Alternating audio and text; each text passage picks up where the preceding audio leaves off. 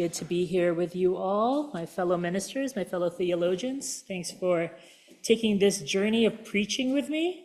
Today's sermon is an important one. It's a demonstration of a very important rule in preaching and sermon writing. And to some, it may be obvious, but it's worth mentioning anyway. And it's this: preach from your scars, not your wounds. What does that mean? Well, scars represent wounds that have healed over time. And when you preach from your scars, you're able to reflect back on past hardships, past pain, in a way that demonstrates growth and healing and hope for the future. You can show others that healing is possible here, and your story becomes this source of encouragement and wisdom. Wounds, on the other hand, are still open. If you try to preach or teach from a place of ongoing pain or unresolved struggle, your message may lack perspective, or you might unintentionally share in ways that are unhelpful or even harmful for some people. Today, I'm preaching from an old scar, and it begins like this. And it begins around this time. Like many of you, I saw some old friends over the holidays. I love keeping them in my life because they were around during a time in my life when I was highly experimental with my spiritual practices, which leads me to a profound but complex story. And this is a real story that took place. It's 10 years ago. It's actually almost 11 years ago, in a very small apartment in the Upper West Side of Manhattan. The space felt very sacred. I remember walking through the hallways of these rugs on top of hardwood cedar, passing by shelves of books, and tucked in between the shelves of potted plants were wooden figures of the Buddha and various goddesses and goddesses from different traditions and cultures, and it felt lived in and wholesome. This apartment belonged to a good friend of mine who wanted to practice a type of meditation. So before I continue the story, I want to mention that at the time, I was being supported by mental health professionals, including chaplains and therapists and other communities of care. My friend chose me to practice because he knew me, and he knew that I was receiving this type of support outside of this meditation. So if you decide to practice this type of meditation, please be sure you're receiving good support from mental health professionals, spiritual professionals, as well as just support from your network, your friends, your family, and that there are people you can lean on if things get rough. So now that that's out of the way, the meditation began on this really low, crunchy beanbag chair. Shoes were off, but the fuzzied socks were on, flat against a hardwood floor. The curtains were drawn to dim the sun's light. My friend was kneeling on this soft cushion across from me. In his tradition, much like ours, to form a sacred space, he would light a candle, and so he did. I remember the flash of the match, the momentary smell of sulfur, the small, still flame walking itself from the match to the candle. My friend intentionally slowed the speed of his voice and pitched it down to a lower register. The first words he said were, "This meditation is called feeding the demon." It's a very old meditation practice that spans thousands of years from the Mahayana tradition. He began to explain what we were going to do. He would have me close my eyes, Summon the shape of a demon. It's your demon, he said. You're going to tell me what it looks like. Is it a sharp-toothed thing, hungry and coiled? Or something softer, maybe a shadow swaddled in this yearning?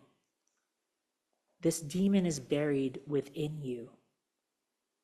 Is it your worries, your grief, the insatiable ache that gnaws at the edges of your quiet moments? I'm going to ask you not to shrink from it. The demon has power only because you have been starved. As you sit in this meditation, you will not fight it. You will not banish it. What I'm going to ask you to do is feed it.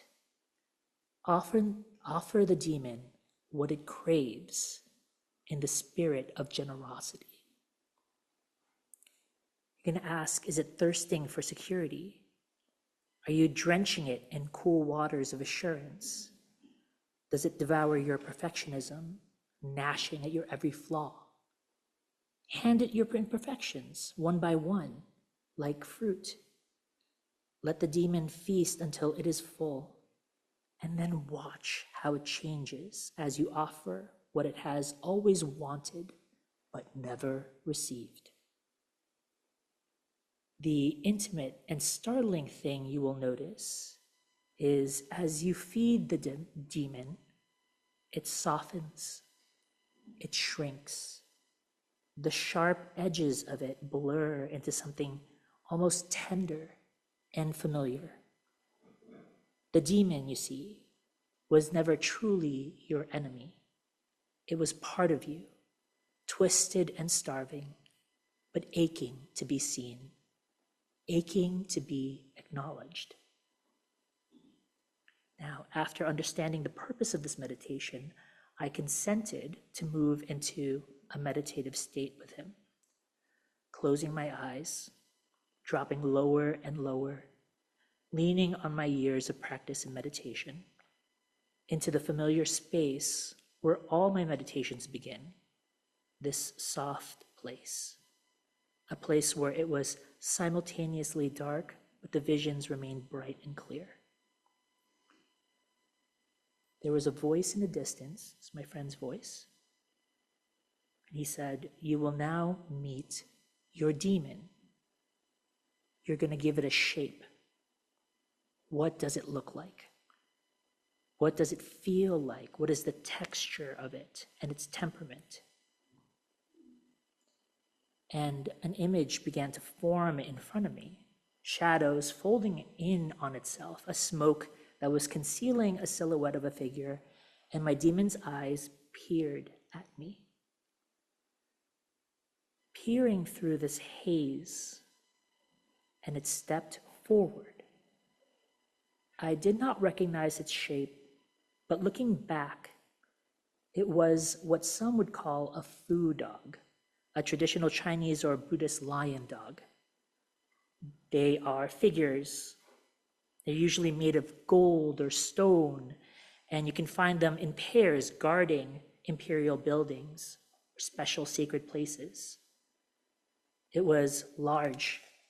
It stood taller than me, but in a way that our eyes met level. I felt its hot breath and its panting. And my friend's voice returned and said, "Ask your demon what its name is. Is it grief? Is it loneliness? What is it?" And before I could ask, I noticed a warmth in my ears radiating to my cheeks. My hands were curled into fists, and a familiar fire lit inside of me. And as if my demon was trying to show me something, memories flashed by of unfaithful lovers, moments of injustice, my loved ones being treated unfairly at their schools, at their jobs, and I knew this demon was a demon I had met before and is the easiest of my demons to access. I have called on this demon for its untamed and destructive nature, sometimes so unhinged, so destructive, it cost me relationships, resources, broken furniture. It called itself my rage, my anger. My friend's voice returned, this time softer. My friend recalled this shift in tone when he noticed the tears in my cheeks and the tightness in my jaw. Now reach within you, he said, and feed your demon. Some would offer it nectar or a part of your body, but only you know what to feed the demon to transform it. In the meditation, I reached inside myself and produced what looked like my heart, but it was on fire. I was trying to tell my demon that I acknowledged it. And even though I had paid a price for its wild nature, I also knew that it was there to protect me, to breathe an energy into me when things get tough. The food dog stepped forward and ate my heart at the palm of my hand. And then the distant voice of my friend returned. Now your demon will soften and turn into a kinder, gentler image. Its hard edges will look softer to you, and its texture will appear less rigid, and his voice trailed off. And my demon did not transform. Instead, it saw me, and its face suggested it had compassion for me. Instead of bending and folding into an image entirely different from its shape, it stood next to me, no longer taking the adversarial position of being face to face, but taking the position of allyship by my side. In this way, my demon was transformed. In times of physical weakness, my rage, my anger, helped me to take the next steps forward. Whenever I needed a new source of power or creativity, whenever I needed to find new ways of being in the world, I would reach out to the figure by my side and call on it.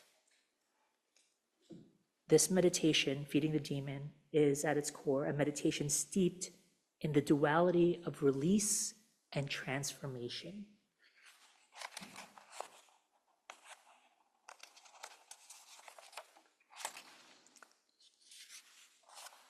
Themes that ripple through every breath of the practice. It asks you to sit with what is most uncomfortable, most raw, and in doing so, it becomes an act of surrender, a willingness to let go of control and meet the parts of yourself you've long resisted. And in this meeting, in this feeding, there is a release so profound, it feels almost alchemical. The truth is, we engage with this meditation all the time. Some of us meet our demons daily, and these critical moments arise in our life where we choose to make it our adversary or our ally. It's my prayer that whenever we encounter these critical moments, whether we are releasing our intentions into the fire, whether we are encountering our demons, whether we are stuck behind someone going 25 on a main street marked 40 miles an hour, that we meet these points with a sense of love and compassion. Because the demons we meet, the intentions we are releasing, are all once a part of us.